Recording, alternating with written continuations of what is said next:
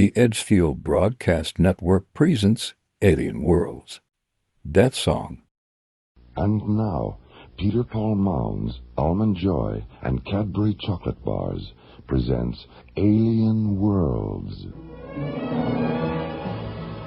Slowly rotating at the edge of deep space, 1,000 kilometers beyond the atmosphere of 21st century Earth, is the Arthur C. Clarke Astronomical Observatory, Starlab. Here, Starlab Research Director Maura Cassidy, along with the scientists and technicians of the International Space Authority, watch over the countless stars and planets that fill the silent distances beyond the giant space station. This week, the men and women of Starlab encounter the terrifying dissonance of Death Song on Alien Worlds.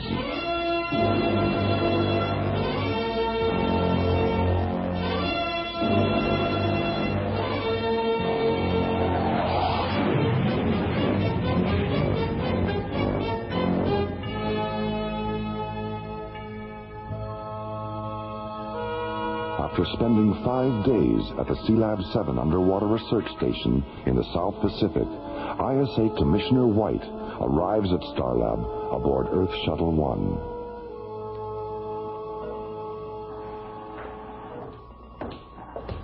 Hello, Maura. Jerry. Hi, Commissioner. Hello, Commissioner. How are John and Buddy doing with their aquanaut training? They'll be in Sealab 7 until Friday. Then they move to the Baltic for 10 days in the Soviet Aqualab complex at Chilenka. They like being underwater so much you'll probably have to keep them in your aquarium when they get back. Figures. Starlab, can you hear me? This is Starlab. Please identify yourself. We are Zeta and Lizzie, two Optimon physicians from the planet Aragon. Please give us sanctuary. What's your situation? We are being pursued by a hostile renegade spacecraft, which has already damaged our ship. If you don't give us sanctuary, the renegade will destroy us. Get a visual scan on them, Jerry. Right. There it is. My God, it's enormous. Starlab, this is Whitney again. Did you understand our last transmission? Be careful, Jerry. That ship doesn't look damaged to me. Withy, we have your spacecraft on visual as a large corrugated black disc with red, yellow, and green markings. And we see no sign of damage. That's not Starlab. That's the renegade. Our ship is bell-shaped and silver. There it is. Lower left-hand corner of the screen. It's so small. No wonder we didn't see it. Magnify it, Jerry. Jeez, look at that. The hull's full of cracks all the way down to the tail fins. Open the emergency docking bay, Jerry. Right. Withy, guide your ship toward the docking bay that's surrounded with flashing red lights, and we'll take you aboard. Thank you, Starlab. Thank you.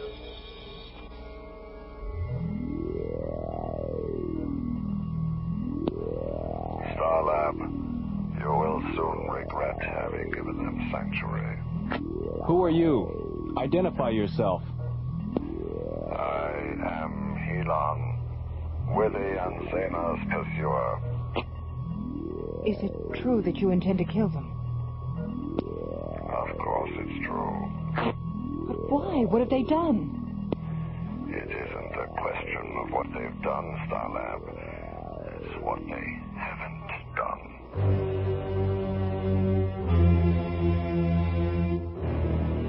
Alien Worlds will continue. This woman's sorry for keeping you guessing. You never know what I'll do. That's why I'm here confessing. It's because sometimes I feel like a nut, sometimes I don't. I'm enjoyed that nut, mounds don't. I'm enjoyed that chocolate, coconut and munchy nuts too.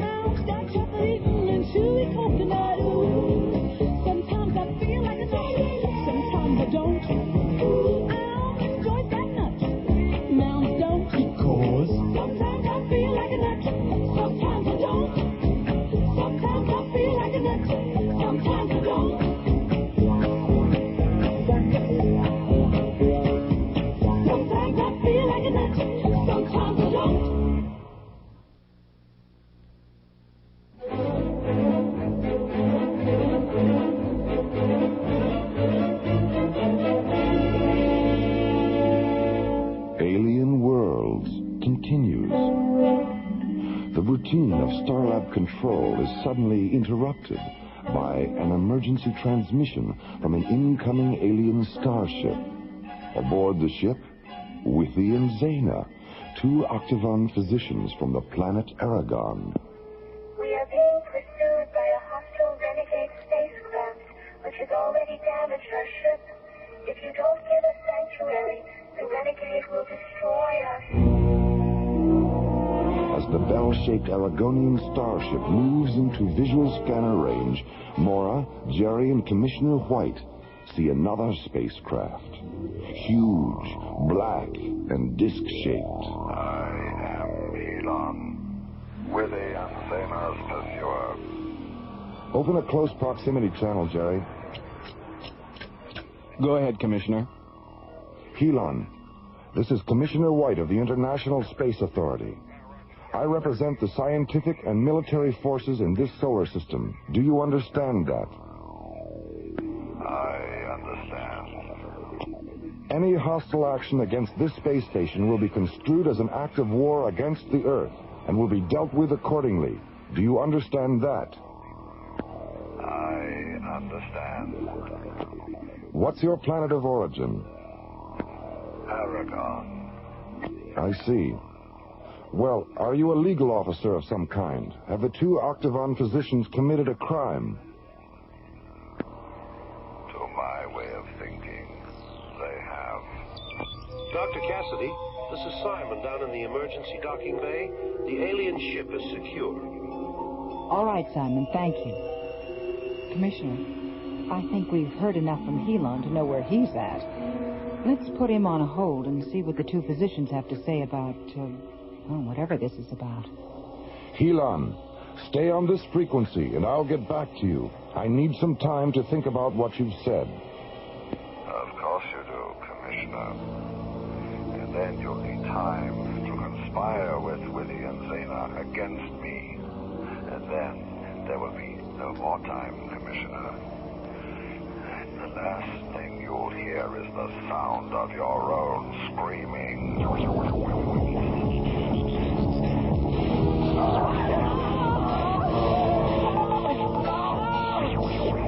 Surrender the 2 physicians within the hour, or I'll unleash a symphony of such terrible power that your Starlab will shatter like delicate crystal.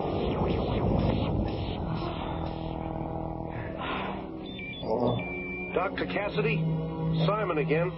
The 2 aliens have come out of their ship. Bring them to my quarters right away, Simon. Let's go, Commissioner.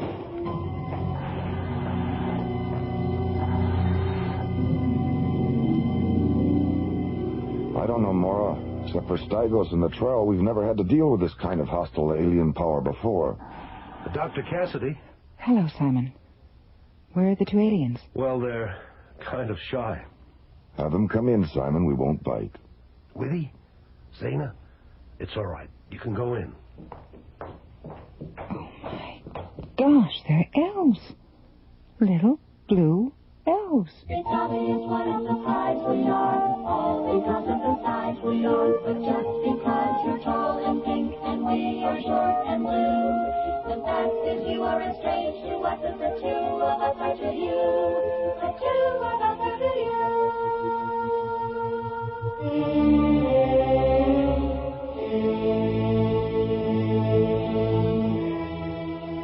2 kilometers beyond Starlab, Helon enters the audiogenic spectrum chamber of his slowly orbiting ship.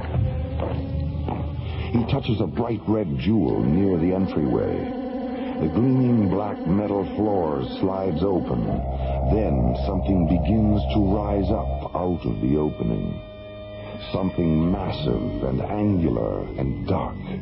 A nightmare construct of polyphonic drone generators and ultrasonic inverters, thick spiraling amplifier coils, and blood-red keyboards.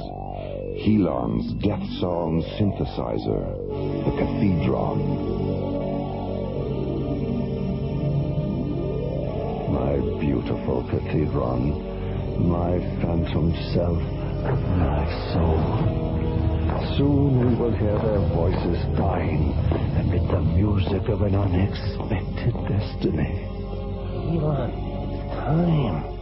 Time? Time for what, Cataract? My infusion. It's time for my infusion. I just gave you a death song infusion, Cataract, a few moments ago, up in the communications chamber. No, you didn't, Elon. That wasn't my infusion. That was the premonition adagio you transmitted to Starlab. It was? Yes, of course it was. Forgive me, Cataract. Perhaps we should share an infusion.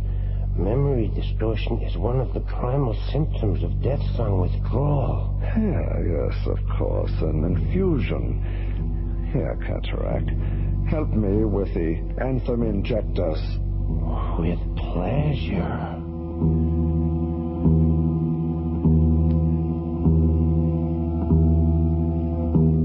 The various aspects of the mind and body are tuned to specific vibrational frequencies, Maura. And as long as these frequencies are maintained, the mind and body remain in perfect harmony. Illness occurs when certain vibrational frequencies shift out of phase. When that happens, we use these octavons to reharmonize the retrograde frequencies. This restores the mind and body to their proper balance. We don't treat the disease that has no body. We treat the body that has the disease. I wish Dr. Rossiter were back from Kronos. She'd love this. Zaina, you said that Helon was once an octagon physician. What changed him? There was a thermal accident at one of our laboratory outposts. Helon was sent to treat the injured. His sky machine malfunctioned and crashed in an ice forest on the edge of Aragon's polar frontier. He succumbed to the lethal temperature and fell into a pre-death trance. Before the trance paralyzed him, he set the infusion level on his octagon at maximum. As a result of being subjected to maximum infusion for 2 days, the frequencies of Helon's mind and body became terribly distorted. When the rescue expedition reached him, he was in a state of total vibrational mutation. We attempted to reharmonize him at the Octagon Laboratory, but we were too late. He was completely addicted to his hyper-vibrational condition. One night, he forced his way into the Octagon vault and took all but 2 of the instruments. Then he went to one of our spacecraft installations, abducted a technician named Cataract, stole a deep space laboratory ship, and disappeared.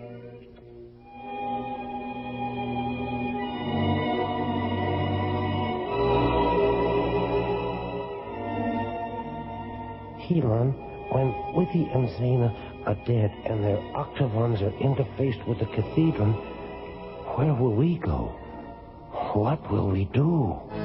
We will wander from galaxy to galaxy, exploding the stars with death song. I see crescendos of light and sound that sweep to the far corners of the universe. Death song. Bright comets will swirl and dance against the fiery coronas of eclipsing suns. Death song. Planets will vanish in screaming disintegration. Death song. Raging through the silence, transforming into deafening articulations of infinite majesty. Death song. Death song. Death song.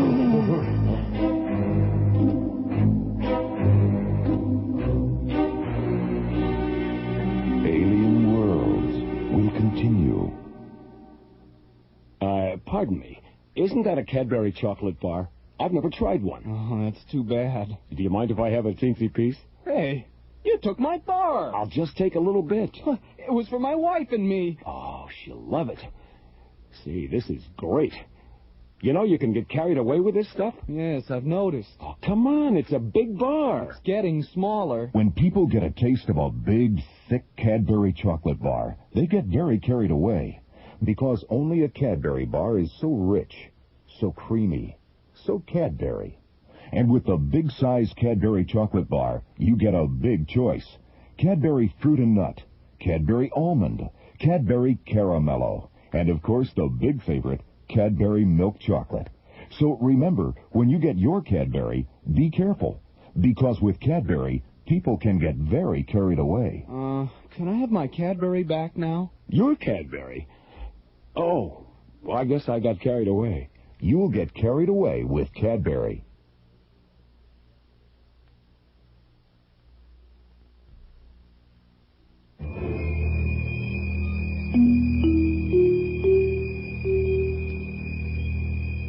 Alien Worlds continues. 2 kilometers beyond Starlab, Helon's huge, black, ovaloid spacecraft continues its slow, concentric parking orbit.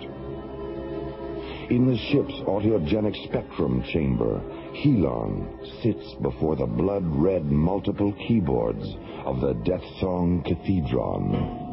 Cataract, go into the communications chamber, contact Commissioner White, and say this. My ship will orbit 6 more times.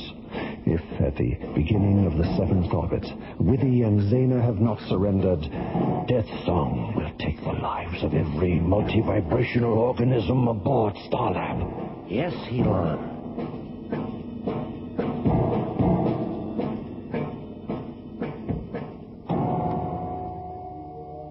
And because there have never been more than 12 octagons in existence at one time, there have never been more than 12 octagon physicians.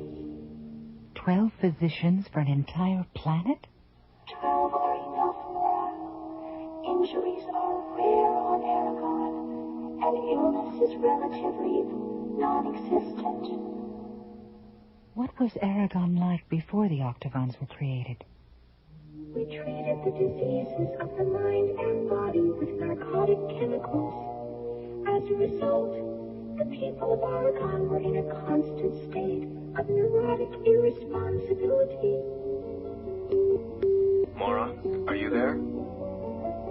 What is it, Jerry? I have a transmission coming through from Helon's ship. We'll be right there.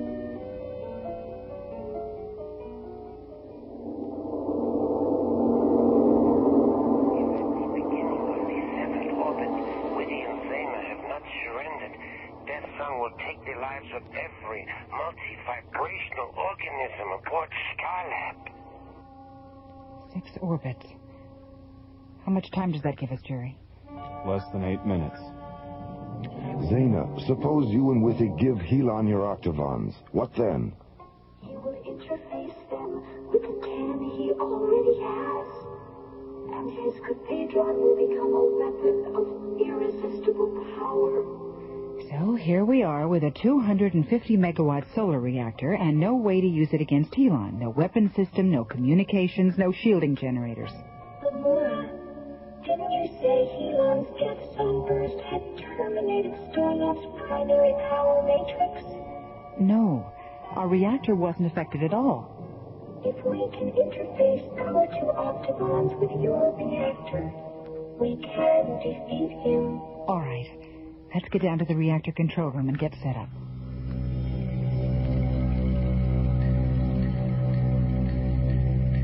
How much time do we have, Jerry? 1 minute, 30 seconds.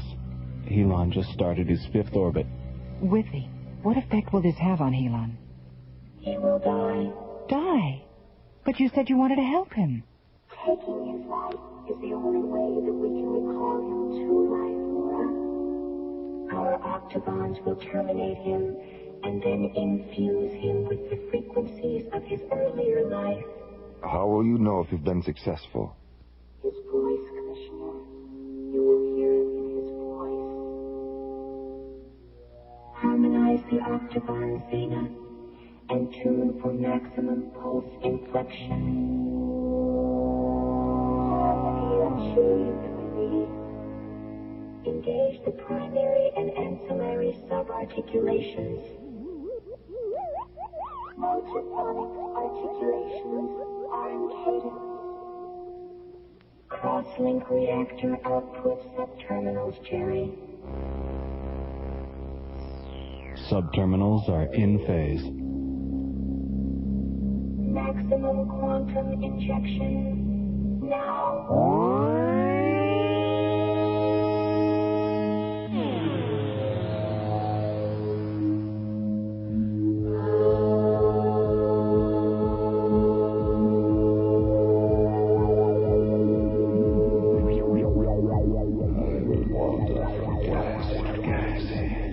Exploding the stars with death.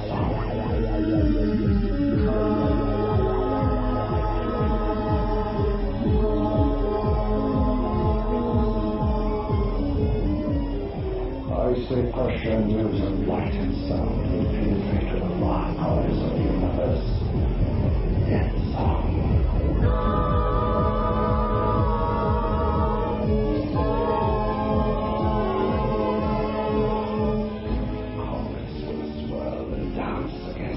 The coronas of eclipsing suns.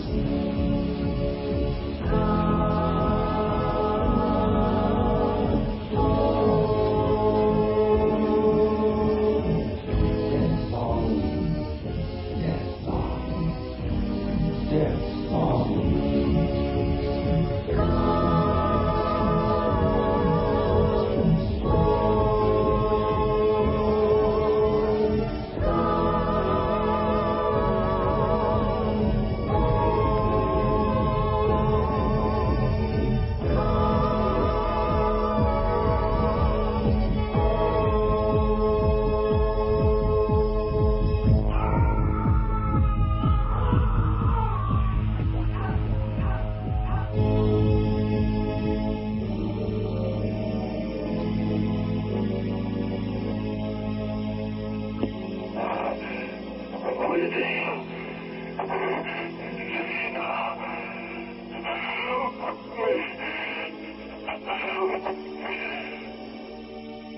We must call to him, Maura.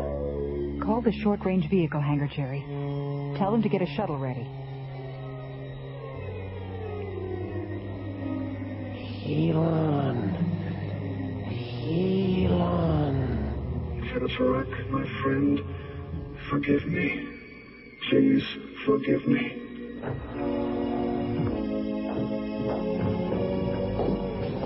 Willie, Zena, Cataract is dying.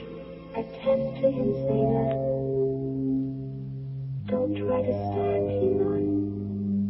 Lie still. Rest. Cataract will live with you. But we must reharmonize him quickly. Is there anything we can do, Zena? Go to the shuttle and get our octagons. Come on, Maura. I'll give you a hand. Lady, Zena, thank you for calling me from the darkness. We are your brothers, Elon. We are your friends.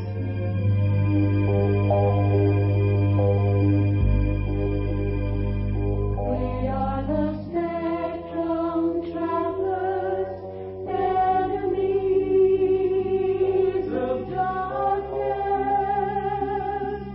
seeking ourselves in the many-colored mist that lies between the twilight and the wind.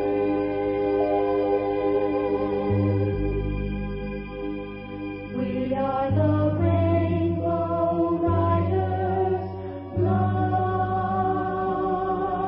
in light,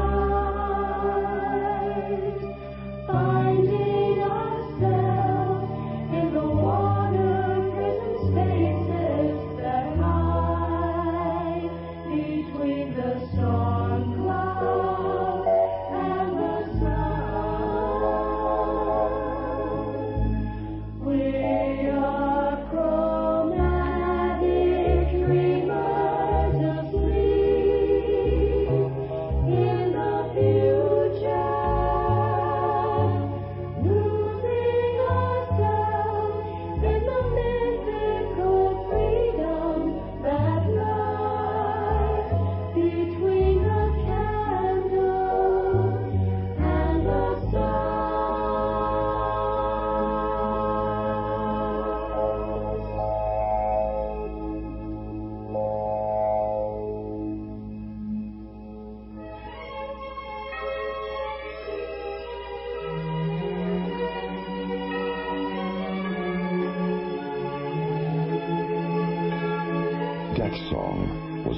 on a story by Ken Ross and written by Ron Thompson, and starred Linda Gary, Roger Dressler, and Corey Burton, with special guest stars Larry Moss, Joe Baker, Michelle Goodman, Lindsay V. Jones, and Tony Walters.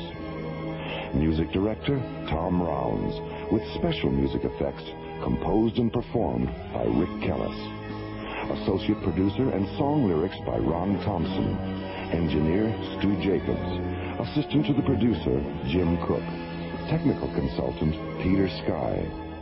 Alien Worlds was created, produced, and directed by Lee Hansen and is distributed by Watermark Incorporated. And so until next week, this is Roger Dressler, inviting you to join us for our next adventure, The Infinity Factor, from the elsewhere and elsewhen of Alien Worlds.